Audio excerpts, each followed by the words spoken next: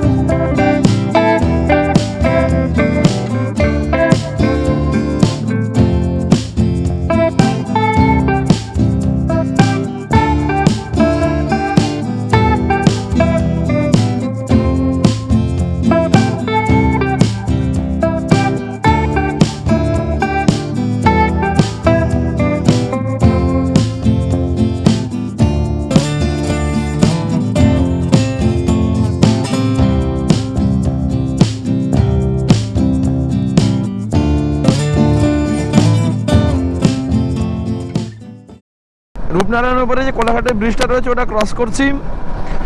এখন ঘড়িতে বাজে 6:47। তো বাড়ি থেকে বেরিয়েছিলাম তখন প্রায় 6:10 মতন হয়েছিল। ডিস্টেন্সটা মোটামুটি ওই 64-65 কিলোমিটার মতন হবে। 100-র উপরে ক্রুজ করেছি সবসময়, বা ভালো প্রায় 40 মিনিটের মধ্যে মোটামুটি কভার করে ফেলেছি এই ডিস্টেন্সটা। তো জাস্ট ব্রিজটা ক্রস করলাম, এবারে বাম দিকে এক জায়গায় দাঁড়াবো। ব্রেকফাস্ট আমি করবো না এখন, জাস্ট একটু চা খাবো, আর কিছু না, চা বিস্কিট খাবো, দিয়ে আবার বেরিয়ে যাব। এইখানে আমি প্রত্যেক সপ্তাহে দাঁড়াই যখনই আসি বাইক নিয়ে। তো চা বিস্কিটটা খেয়ে নিই, তারপরে একদম আবার তাড়াতাড়ি বেরিয়ে পড়তে হবে, কারণ আমাকে 9:30 থেকে 10টার মধ্যে ঢুকে ডিউটি ধরতে হবে।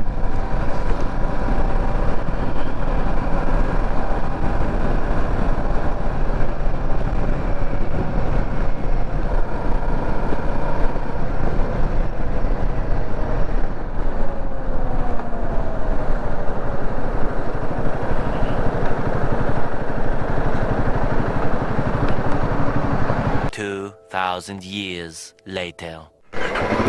তো এখন 7:06 বাজে, বেরোলাম, জাস্ট কোলাঘাট থেকে চা খেয়ে বেরিয়ে পড়লাম। এখন অনেকটাই রাস্তা বাকি রয়েছে, দেরি হয়ে গেল আজকে অ্যাকচুয়ালি।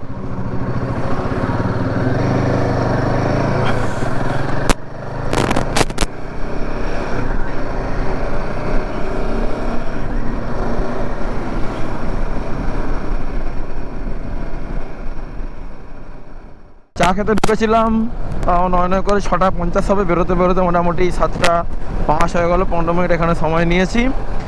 চা বিস্কিট খেলাম, জল খেলাম, এরপরে সোজা বেরিয়ে পড়েছি। আজকে একটু দেরি হয়ে গেছে অ্যাকচুয়ালি, আমি অন্যদিন আরও তাড়াতাড়ি আসি, আজকে ঘুম থেকে উঠতে একটু দেরি হয়ে গেছে।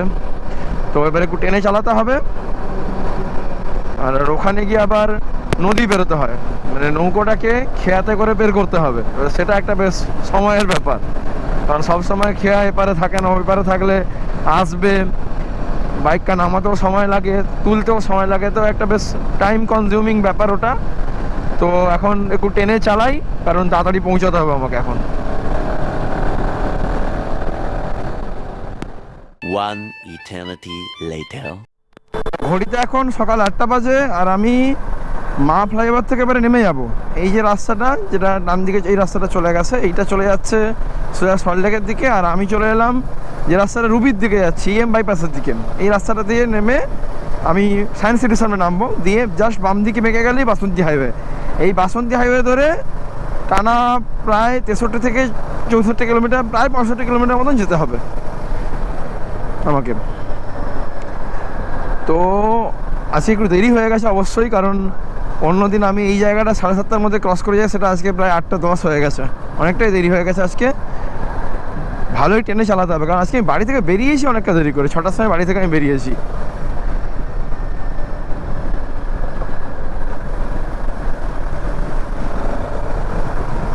জেনারেলি বাড়ি থেকে বেরিয়ে এইখানটা পৌঁছতে আমার সকালবেলা 2 ঘন্টা 10 মিনিট মতনই সময় লাগে, তো সেটা ঠিকই আছে, সেই পরিমাণ টাইমই লেগেছে আমার। কিন্তু বাড়ি থেকে বেরোনোটা অ্যাকচুয়ালি আজকে আমার দেরি হয়ে গেছে। তো এই আমাদের ডান দিকে সায়েন্স সিটি আমরা ক্রস করে গেলাম, আর ঠিক এই রাস্তাটা চলে যাচ্ছি বাইপাসের দিকে, এইটা এই যেটা ফ্লাইওভার যেটা উঠে গেছে এটা। আর আমরা এই নিচ দিয়ে বাম দিকে বেঁকে যাবো, জাস্ট এই মেট্রোর লাইনটা নিচ দিয়ে ঠিক বাম দিকটা বেঁকে যেতে হবে, দিলেই আমরা বাসন্তী হাইওয়েতে উঠে যাব।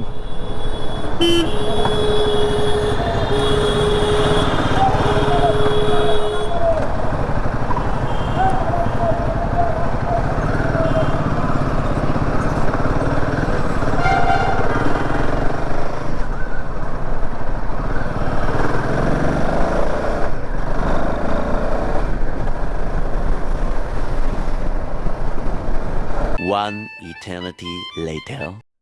বাসন্তী হাইওয়ে ধরে আমি চলেছি, আর প্রথম যে জাংশনটা পড়ে এটাকে বলে জলপথ। এই ডান দিকের রাস্তাটা সোনারপুরের দিকে চলে যায়, আর আমি এখন যাবো সোজা, কোথাও মাখামাখির কোনো ব্যাপার নেই, একদম সোজা রাস্তা ধরে চলো, কোনো চাপ নেই, রাস্তাও খুব ভালো। তবে এই রাস্তা যেটা সমস্যা হচ্ছে, যেহেতু এটা সিঙ্গেল লেন, তাই গাড়ি খুব ভুলভাল চলে এখানে, বিশেষ করে লোকজন সিগন্যাল পায় মানে না বললেই চলে, যে যেদিক থেকে এসে ঢুকে যাচ্ছে, ডান দিক বাম দিক বেঁকে যাচ্ছে, কোনো ইন্ডিকেটার দিচ্ছে না, এটা একটা সমস্যা এই রাস্তাটাতে। বাদ বাকি রাস্তা খুবই ভালো, রাস্তার কন্ডিশনও খুব ভালো, এছাড়া কোনো এইটা নিয়ে কোনো চাপ নেই, রাস্তা ভাঙাচোরা একদমই নয়, খুব ভালো রাস্তা। শুধু লোকজনের এখানে ট্রাফিক সেন্সটা বড্ড বেশি কম।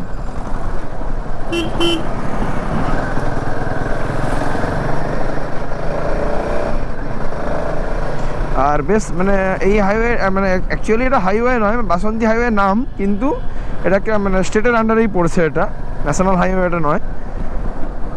কিন্তু এটাতে ট্রাফিক খুব বেশি রয়েছে, আর খুব ব্যস্ত এরিয়া এগুলো। এখানে যেমন লেদার কমপ্লেক্স রয়েছে, এই জলপথটা পেরিয়ে এলাম, এবারে লেদার কমপ্লেক্সে টোটাল 3খানা গেট পড়ে। তারপরে আসবে আমাদের ঘটকপুকুর, মালঞ্চ, মাঝখানে মিনাখা পড়ে, সরবেরিয়া, সোজা চলে গেলে একদম ক্যানিং। তো বেশ ব্যস্ততম হাইওয়ে এটা একটা।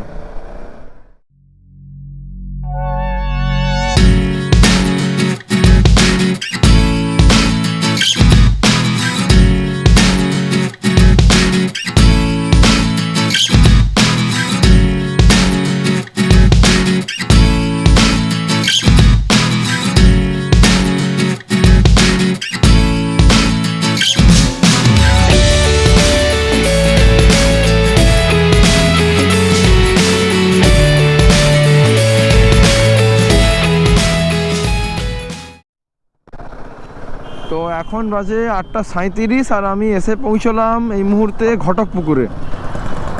তো ঘটকপুকুরও এই রাস্তার একটা খুব ইম্পর্টেন্ট জাংশন। এই যে ডান দিকে যে রাস্তাটা চলে যাচ্ছে, এটা কিন্তু অ্যাকচুয়ালি সোনারপুরের দিকে চলে যায় এই রাস্তাটা। তো আমরা এখন সোজা যাব নেক্সট, এরপরে আমাদের যে জাংশন পড়বে সেটা হচ্ছে মালঞ্চ।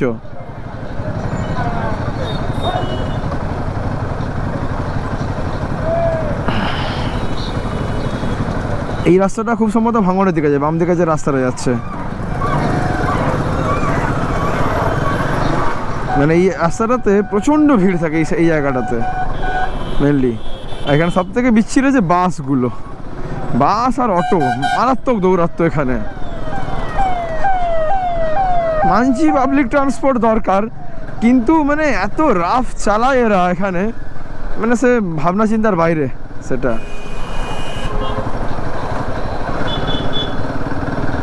বিশেষ করে যদি দুটো বাস যদি পাশাপাশি যদি আসে, মানে অপোজিট সাইডে যদি ক্রস করে, সে মোটামুটি দুজনে পাশাপাশি দাঁড়াবে, মনে হবে যেন কতদিনের বন্ধু, দেখা হয়েছে, গল্প করছে, এরকম একটা ব্যাপার। অন্ততপক্ষে 1 থেকে 2 মিনিট দাঁড়িয়ে যাবে রাস্তার ঠিক মাঝখানে, ঠিক পাশাপাশি, যাতে কোনো দিক থেকে কোনো গাড়ি যাতে আর ক্রস না করতে পারে, না ওপার থেকে না এপার থেকে। এইভাবে বাসগুলো দাঁড়িয়ে থাকবে।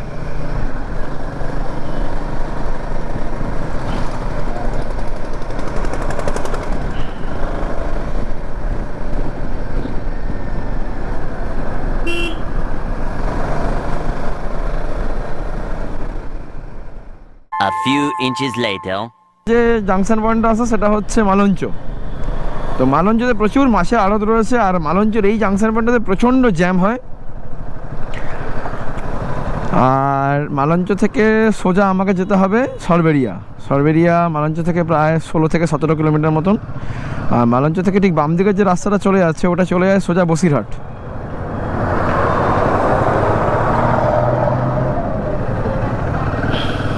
তো এখানে তেমন কিছু দেখানোর মতন যদিও নেই, জাস্ট এই পয়েন্টটা আমার বলার দরকার ছিল, তাই আর কি ক্যামেরাটা অন করলাম। অলরেডি 9টা 4 বাজে ঘড়িতে। আমার আজকে ডিউটি ধরতে অনেক দেরি হয়ে গেল। আমি এখান থেকে খেয়াঘাটে পৌঁছতে আমার আরও সময় লাগবে প্রায় 20 থেকে 25 মিনিট। এবারে যদি খেয়া যদি এপারে থাকে তাহলে চট করে পেরিয়ে যেতে পারবো, যদি না থাকে তাহলে আমাকে আরও ওয়েট করতে হবে। তো সব মিলিয়ে প্রায় হসপিটাল পৌঁছতে প্রায় 10টা বেজেই যাবে আমার। 10:30 থেকে আউটডোর শুরু হবে।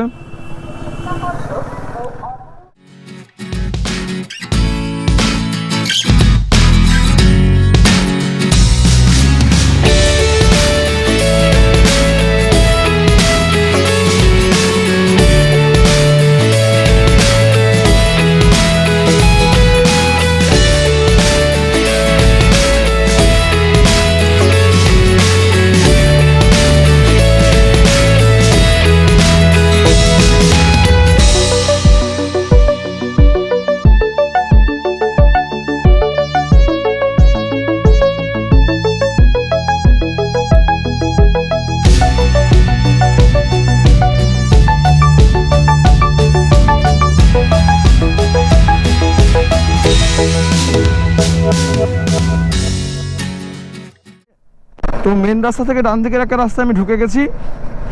তো এই রাস্তাটা দিয়ে সোজা কিছুটা গেলেই মোটামুটি ওই 1 কিলোমিটার মতন হবে, গেলেই পড়ে যাবে আমাদের খেয়া। এবারে ওই খেয়াতে বাইকটাকে তুলে বের করতে হবে ওপারে। যদি খেয়া এপারে থাকে খুব ভালো, আর যদি না হয় তাহলে ওপার থেকে আসতে সময় লাগবে। মানে অ্যাকচুয়ালি এই যে রাস্তাটা যেটা আসছি তার থেকে বেশি সময় চলে যায় এইখানেই, ম্যাক্সিমামটা জাস্ট খেয়া এপার ওপার করতে।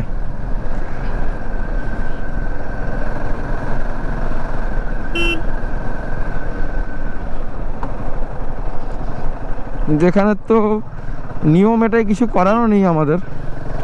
কারণ এগুলোতে কী হয় যে অনেক ছোট ছোট দ্বীপ রয়েছে এখানে, এভাবে তো এত ব্রিজ তৈরি করা সম্ভব নয়। তো এখানে লোকজনের মানে যাতায়াতের মূল ভরসাটাই হচ্ছে খেয়া পারাপার। একদম ভোরবেলা থেকে শুরু হয়ে যায়, রাত্রেবেলা চলে 7টা-8টা পর্যন্ত। অবশ্যই ইমার্জেন্সি কেসও তারপরে সার্ভিস পাওয়া যায়। হ্যাঁ, একদমই যেটা ভেবেছিলাম সেটাই, খেয়া এপারে নেই, খেয়া ওপারে রয়েছে। তো আমাকে এখন অপেক্ষা করে ছাড়া কোনো উপায় নেই আমার কাছে।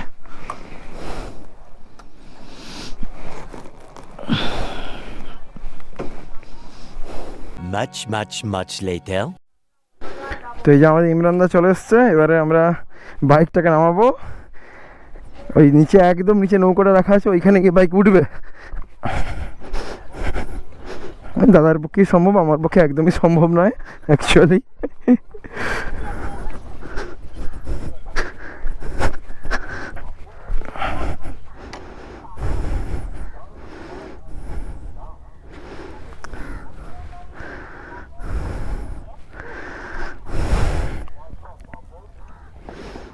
মাঝে মাঝে ভীষণই ভয় লাগে এই বাইকটা যখন তোলা হয়।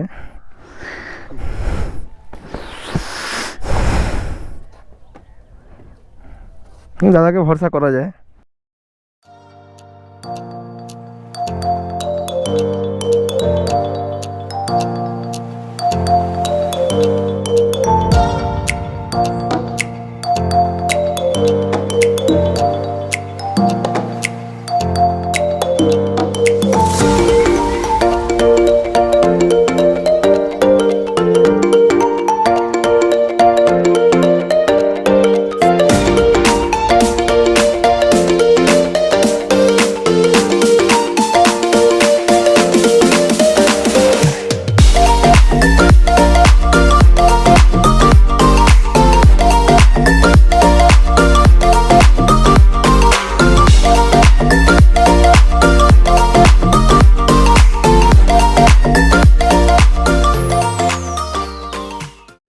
ঠিক আছে, এবারে বাইকটা নামানোর পর্ব।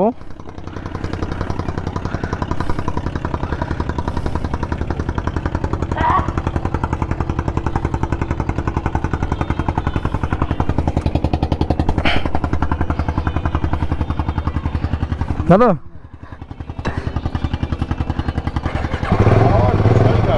কার ও বসে আছেন তো? হ্যাঁ, কথা বলে নিচ্ছি দাঁড়ান। চলো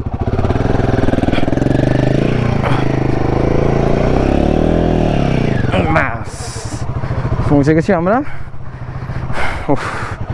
বড় চাপের জিনিস শেষ হলো। 1 minute 37 seconds later. খেয়া থেকে বাইক নামিয়ে ফেলা হলো। এবারে যাচ্ছি যে হসপিটালে আমার ডিউটি, আর আমার নিজের হসপিটাল এই যে বাম দিকে যে রাস্তাটা চলে যায় এটা হচ্ছে আমার নিজের হসপিটাল। এখানে কালকে এখানে এসে ঢুকবো। আজকে ওখানে আমার 24 আওয়ার ডিউটি রয়েছে, ওটা কমপ্লিট করে আসি, কালকে এসে এখানে আমি ঢুকবো। এই যে রাস্তা দেখতে পাচ্ছে, এই রাস্তা দিয়ে মোটামুটি আমাকে যেতে হবে আরও 12 থেকে 15 কিলোমিটার, তবে আমি ওই হসপিটালে পৌঁছবো।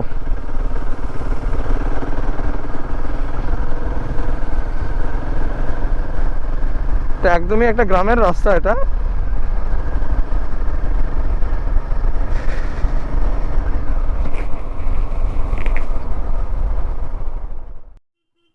তো এটা হচ্ছে জেরিয়াখালী বাজার, আর এখান থেকে এই ডান দিকে বেঁকে গেলে আমাদের পড়বে হচ্ছে সুখদুয়ানি ব্রিজ। এই সুখদুয়ানি ব্রিজটা আমাকে ক্রস করতে হয়। আগে এইখানটাতেও খেয়া পার করতে হতো, কিন্তু আমি যবে থেকে এদিকে এসেছি তখন থেকে দেখছি এই ব্রিজটা চালু হয়ে গেছে। অ্যাকচুয়ালি ব্রিজটা নতুন হয়েছে, মানে দীর্ঘদিন ধরে ব্রিজের কাজ অর্ধেকটা হয়ে পড়েছিল, ব্রিজটা নতুন হয়েছে। এই ব্রিজটা এখানে হয়ে যাওয়ার পরে ওপারের সঙ্গে যাতায়াত খুবই মানে সহজ হয়ে গেছে, নাহলে আগে খুব সমস্যা হতো এখানটাতে। এখান থেকে আরও 7 থেকে 8 কিলোমিটার আমাকে যেতে হবে। Day 2. Good morning from the second day. কালকে অ্যাকচুয়ালি একটু তাড়াহুড়োর মধ্যে ছিলাম, তাই হসপিটালে তাড়াতাড়ি ঢুকে যাই আর ব্লগটা কমপ্লিট করে উঠতে পারিনি। আজকে হসপিটাল থেকে বেরোলাম, এখান থেকে কালকে যে রাস্তা দিয়ে এসেছিলাম ওই রাস্তা ধরেই আমি যাব, দিয়ে আমার নিজের যে হসপিটাল সেখানে ঢুকবো, ঢুকে সেখানে আমি আউটডোর করবো আজকে। তো এটাই আজকের মানে ডে 2 এর আপডেট হচ্ছে এটাই। আপাতত সকালবেলা অল্প একটু ব্রেকফাস্ট করে নিয়েছি। আমার কাছে অ্যাকচুয়ালি ব্রেকফাস্টের জন্য ওটস, টক দই, ড্রাই ফ্রুটস এগুলো থাকে আমার কাছে, আর ডিম সেদ্ধ কিছু করাই ছিল। তো মোটামুটি ব্রেকফাস্টটা আপাতত হয়ে গেছে।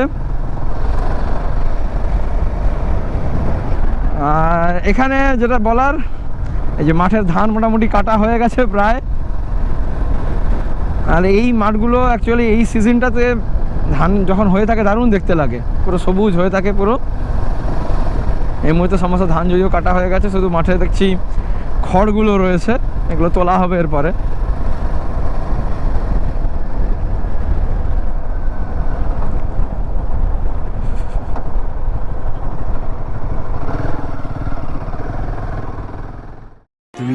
hours later.